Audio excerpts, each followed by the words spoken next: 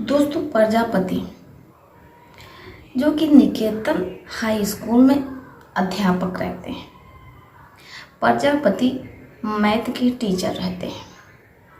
उनके स्कूल में तो सब कुछ बहुत अच्छा चल रहा होता है, लेकिन प्रजापति जिनकी पत्नी पेट से रहती हैं, प्रजापति काफ़ी ज़्यादा घबरा रहे होते हैं, डर रहे होते हैं, क्योंकि अब तक प्रजापति के जितने भी बेटे बेटियां हुई उनमें से कोई एक भी जीवित नहीं रहा। इसलिए प्रजापति जी का डरना स्वाभाविक रहता है। वैसे तो वो टीचर मैथ के रहते हैं, बहुत अच्छे से स्टूडेंट को समझाते हैं, लेकिन कहते हैं कि कोई कितना भी बड़ा विद्वान क्यों ना हो, वो अपने परिवार में, अपने घर पर एक मामूली सा व्यक्ति बनकर रह जाता है। जब प्रजापति जी घर पर आते हैं तो उनकी पत्नी उन पर भड़क पड़ती। प्रजापति जी जो कि कॉलेज में स्टूडेंट को पढ़ाते हुए उन पर भड़कते हैं, लेकिन जैसे ही वो घर आते हैं तो उनकी सारी अध्यापिकता निकल जाती है। वो केवल एक पत्नी के पति रह जाते हैं। इधर पत्नी उन पर भड़क रही होती है कि उसने उन्हें कई बार फ़ोन लगाया, उसका पनीर खाने का मन था, लेकिन उन्होंने फ़ोन नहीं उठाया। अब वो खाना ही नहीं बनाएगी। जब प्रजापति जी ये सुनते हैं तो कहते हैं कि बस इतनी सी बात है मैडम जी, अब आप पेट से ऐसे में चलिए, हम आपको किसी बढ़िया से होटल में पनीर टिक्का खिलवा कर लाते हैं। जब पत्नी ये सुनती है तो बहुत खुश होती है। अब वो अपने पति के साथ यानी कि अध्यापक प्रजापति जी के साथ एक बढ़िया से होटल में जाती है। अध्यापक जी पनीर टिक्का मंगवाते हैं, पत्नी चटकारे लेकर खाती है। अभी वो खा ही रही होती है कि पीड़ा शुरू हो जाती है, प्रसव पीड़ा शुरू हो जाती है। अध्यापक जी बहुत ज़्यादा घबरा जाते हैं। आसपास सभी लोग जुट जाते हैं। वैसे कोई एम्बुलेंस को फ़ोन कर देता है। 15 मिनट में एम्बुलेंस वहाँ पहुँच जाती है। प्रजापति जी अपनी धर्मपत्नी को लेकर के हॉस्पिटल जाते हैं। बहुत घबरा रहे होते हैं। रिश्तेदार भी वहाँ पर पहुँच चुके होते हैं। पति जी को ढारस बंधाते हैं, लेकिन प्रजापति जी का मन बेचैन हो रहा था कि कहीं शादी के 10 साल हो गए हैं, उन्हें कोई औलाद नहीं है। हर साल होती है, लेकिन वो सब 10 दिन जिंदा रहने के बाद, जीवित रहने के बाद इस दुनिया को छोड़ जाते हैं। कोई कहता है कि काला जादू है, टोटका है, ये है, वो है, लेकिन एक पिता का मन कहाँ माने कि उसकी कोई औलाद ना हो। इसलिए वो मंदिर में जाते हैं और प्रार्थना करने लगते हैं। कुछ देर बाद जब वापस आते हैं तो रिश्तेदार बधाई देते हैं और कहते हैं कि देखिए आपको बेटी हुई है। अब जैसे ही प्रजापति जी सुनते हैं तो बहुत खुश होते हैं। वो अपनी बेटी का नाम उसी क्षण किरण रखते हैं, क्योंकि किरण का अर्थ होता है दीप, उज्जवल, रोशनी। इसलिए उनकी बेटी उनके जीवन में किरण बनकर के आई है। वो अपनी बेटी का नाम किरण रख देते हैं। 3 दिन तक प्रजापति जी की पत्नी हॉस्पिटल में रहती है। जब उनकी तबीयत थोड़ा संभलती है, प्रजापति जी अपनी बेटी किरण पत्नी को लेकर के घर आते हैं। वो बहुत खुश रहते हैं और भगवान से प्रार्थना कर रहे होते हैं कि इस बार उनकी बेटी किरण उससे कुछ ना हो और वो उनसे भी लंबा जीवन जिए। घर में हवन करवाया जाता है ताकि किरण तमाम बीमारियों से दूर रहे और परिवार में सब कुछ अच्छा रहे, बुरी नज़र से बचा रहे। होता भी वैसे ही है। किरण धीरे धीरे बड़ी होने लगती है। घर का आंगन किरण की किलकारियों से गूंज उठता है। प्रजापति जी, उनकी पत्नी और किरण, एक छोटा सा हंसता खेलता परिवार बहुत खुश रहता है। समय बीतता रहता है। धीरे धीरे किरण 10वीं में पहुंच जाती है, लेकिन एक दिन वो अपने पापा को बिना कुछ बताए माता पिता से छुप करके फ्रॉक पहन लेती है। अब जैसे ही किरण के पिता देखते हैं कि उनकी बेटी फ्रॉक पहन ली तो उनके पैरों तले ज़मीन खिसक जाती है। वो जीवन में पहली बार अपने बेटे किरण पर हाथ उठा देते हैं। किरण के लिए बिल्कुल नया रहता है। उसे कुछ समझ में नहीं आता है कि जिस पिता ने उसे इतने लाडों से पाला है और आज तक कभी उस पर हाथ नहीं उठाया, वो पिता कैसे उस पर आज हाथ उठा दिया। किरण के माता पिता उसे कभी भी फ्रॉक नहीं पहनने देते थे, लेकिन किरण आज अपनी दोस्त के बर्थडे में जा रही थी, इसलिए उसने फ्रॉक पहन ली, क्योंकि किरण को फ्रॉक पहनना बहुत पसंद रहता है। लेकिन इधर प्रजापति जी अपनी बेटी किरण को बहुत ज़ोर से एक झापड़ लगा देते हैं। माँ भी किरण को बुरा भला कह रही होती है। अब किरण को कुछ समझ में नहीं आता कि आखिर उसके माता पिता उसे क्यों नहीं पहनने देते हैं फ्रॉक। बाकी सभी लड़कियां तो जैसा मन करता है वैसे कपड़े पहनती हैं, जीन्स पहनती हैं, स्कर्ट पहनती हैं, लेकिन उसके माता पिता उसे सिर्फ सलवार सूट पहनाते हैं। किरण को कुछ समझ में नहीं आता कि आज की भी मॉडर्न ज़माने में भला कोई माता पिता अपनी बेटी को सलवार सूट कैसे पहना सकते हैं।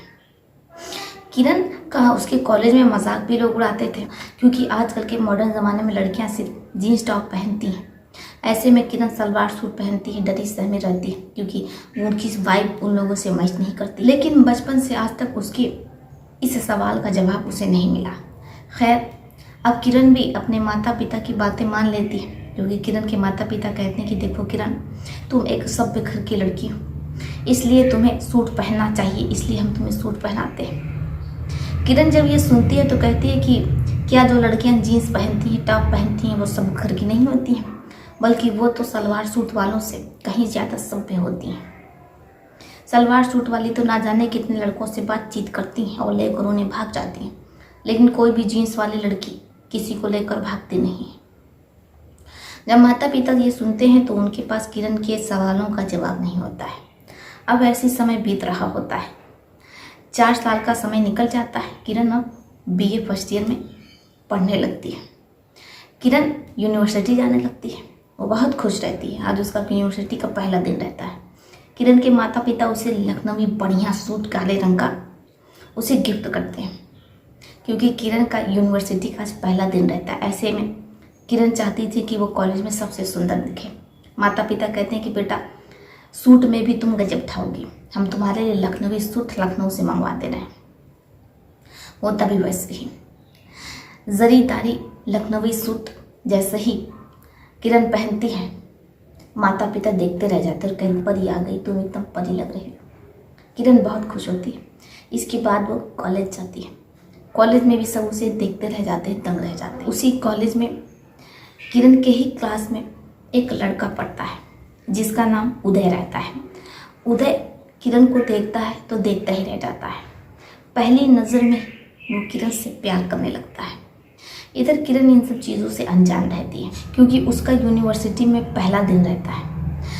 अब वो उदय के पास जाकर के बैठ जाती है। उदय बहुत खुश होता है कि चांद ज़मीन पर कैसे उतर आया।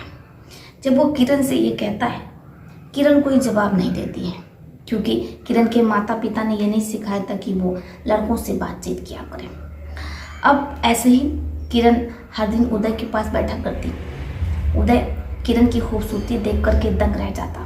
धीरे धीरे उदय और किरण की दोस्ती हो जाती है, क्योंकि जब किरण क्लास नहीं जाती है, यूनिवर्सिटी नहीं जाती है, तो उदय उसे अपने नोट्स व्हाट्सएप पर भेज दिया करता है। अब दोनों में बातचीत का सिलसिला जो शुरू होता है, तो किरण और उदय एक दूसरे से प्यार करने लगते हैं। उदय तो पहली नज़र में ही फिदा हो गया था किरण पर, लेकिन किरण को उदय पर फिदा होने में थोड़ा समय लगा। अब वैलेंटाइन डे पड़ता है यूनिवर्सिटी में। किरण उस दिन पीले रंग का नेट का सूट पहनती है। जैसे ही वो अभी यूनिवर्सिटी की गेट पर ही पहुंचती है, उदय उसे प्रपोज कर देता है। किरण भी उसका प्रपोज एक्सेप्ट कर देती है। अब किरण और उदय का प्यार परवान चढ़ जाता है। दोनों इश्क की गहराइयों में इतने ज़्यादा अंदर चले जाते हैं कि वहाँ से निकल नहीं पाते। अब किरण और उदय के बीच यहाँ तक तो सब कुछ बिल्कुल ठीक रहता है, लेकिन उदय हर बार किरण से जब भी मिलता तो वो किरण से इंटीमेट होने की कोशिश करता। किरण कहती कि देखिए जी, ये सब सही नहीं है और शादी से पहले हम ऐसा कुछ नहीं कर सकते हैं, क्योंकि हमारे ऐसे संस्कार नहीं हैं। उदय कहता है कि बस इतनी सी बात है, इसके लिए तुम हमें इतना तरसा रही हो, ठीक है, हम कल ही तुम्हारे घर पर अपने मम्मी पापा को रिश्ते के लिए भेज रहे हैं। किरण बहुत खुश होती है। इसके बाद उदय अपने माता पिता को, परिवार को किरण के घर भेजता है शादी के लिए। किरण के माता पिता बहुत अच्छे से स्वागत करते हैं उदय के परिवार का। बहुत अच्छे से बोलते हैं, मीठी बोल। लेकिन ना जाने ऐसा क्या होता है कि किरण के माता पिता शादी से इनकार कर देते हैं, मना कर देते हैं। किरण जब यूनिवर्सिटी से वापस जाती है, उसे पता चलता है कि उसके माता पिता ने मना कर दिया, तो वो बहुत ज़्यादा परेशान होती है, अपने माता पिता पर भड़क पड़ती है और कहती है कि आखिर आप लोगों ने रिश्ता क्यों ठुकराया, आप लोगों ने उदय से मेरी शादी क्यों नहीं करवाई, क्यों नहीं करवाना चाह रहे। माता पिता अपनी बेटी को समझाते हैं, कहते हैं कि बेटा तुम्हारी उदय से क्या, तुम्हारी शादी किसी भी लड़के से नहीं हो सकती है, कोई भी लड़का तुमसे शादी नहीं करेगा। जब किरण ये सुनती है तो उसे बहुत अजीब लगता है, उसे कुछ समझ में नहीं आ रहा होता है, उसका दिमाग सन्न रह जाता है।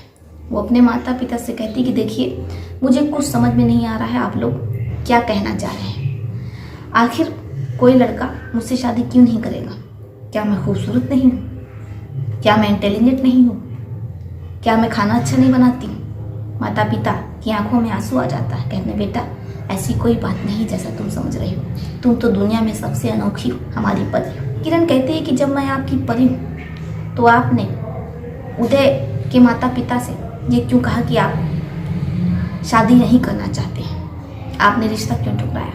किरण समझने को तैयार ही नहीं थी, उसे कुछ समझ में नहीं आ रहा था कि आखिर उसके माता पिता ने ऐसा क्यों किया। वो उदय से सच्चा प्यार करती है और अपना पूरा जीवन, बाकी की ज़िंदगी वो उदय के साथ ही जीना चाहती है। माता पिता जब ये सुनते कहते हैं कि बेटा देखो तुम्हारा प्यार तक तो ठीक था, लेकिन शादी उदय भी तुमसे नहीं करेगा।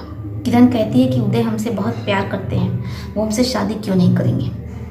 किरण के माता पिता कहते हैं कि बेटा जब हम तुम्हारे बारे में उदय को बताएंगे या अगर तुम्हारे बारे में उदय को पता चल गया तो वो तुमसे बात तक नहीं करेगा, शादी तो बहुत दूर की बात है। जब किरण ये सुनती है तो कहती कि क्या बात है, क्या सुंदर नहीं हूँ। जब किरण ये सुनती है तो कहती कि आखिर मुझ में ऐसी बुराई क्या है कि उदय भी मुझसे शादी नहीं करेगा, जब उसे पता चलेगा तो मुझसे बात भी करना बंद कर देगा, मैं उसके बिना कैसे रहूँगी। माता पिता अपनी बेटी को अंदर वाले कमरे में लेकर के जाते हैं और समझाते हैं कि देखो बेटा आज जो सच्चाई हम तुम्हें बताने जा रहे हैं, हमें पता है कि तुम पता नहीं इस सच्चाई को जानने के बाद खुद को कैसे संभालोगी और खुद का जीवन कैसे आगे जियोगी, क्योंकि तुम नॉर्मल लड़की नहीं हो बेटा, बल्कि तुम किन्नर हो। को भी तुम्हारे बारे में पता ना चल जाए कि तुम एक किन्नर हो।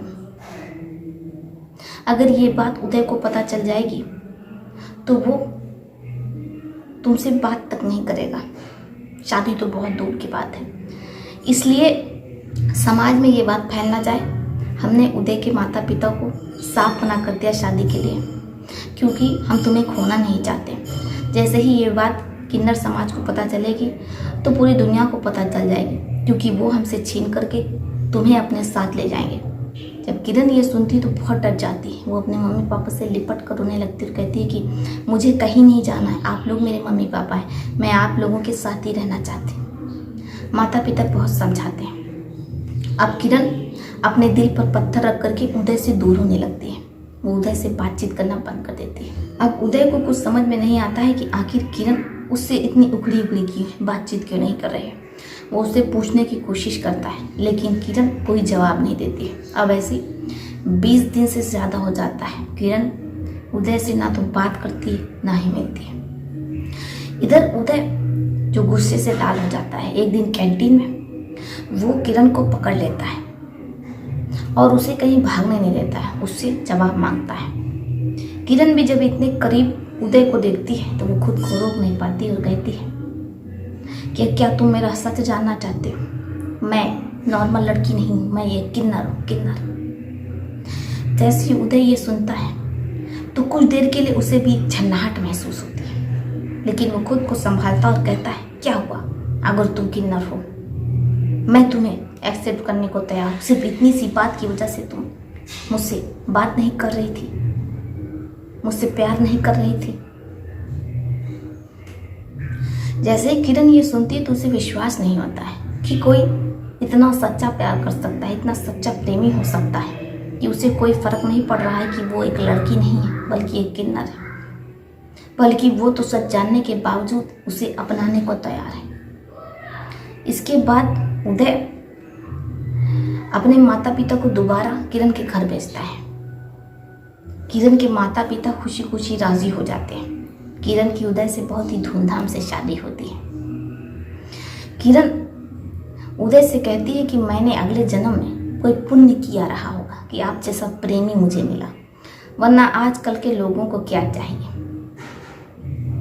एक महिला को पुरुष और पुरुष को एक महिला, यहीं तक पूरा ब्रह्मांड संयोजित है। किरण उदय के साथ हंसी खुशी अपना जीवन बिता रही है। कुछ समय बाद वो लोग अनाथ आश्रम से एक बेटी ले लेते हैं। दोस्तों, उदय ने एक किन्नर को अपना करके जो किया, उससे शादी करके, ये सही था या गलत? क्या सच में सच्चा प्यार ऐसा ही होता है जैसा कि उदय का था? आपका इस पर क्या सोचना है? आप अपनी अपनी राय हमें लिख सकते हैं। तो चलिए फिर चलते हुए मिलते हैं आपसे किसी और प्रेम कथा में। तब तक के लिए आप अपने परिवार का ध्यान रखें। आदाब, सत श्री अकाल, नमस्कार। अगर आप चाहते हैं कि मैं अपनी वीडियो में आपके शहर का नाम लिख, तो कमेंट बॉक्स में आप हमें लिख सकते हैं।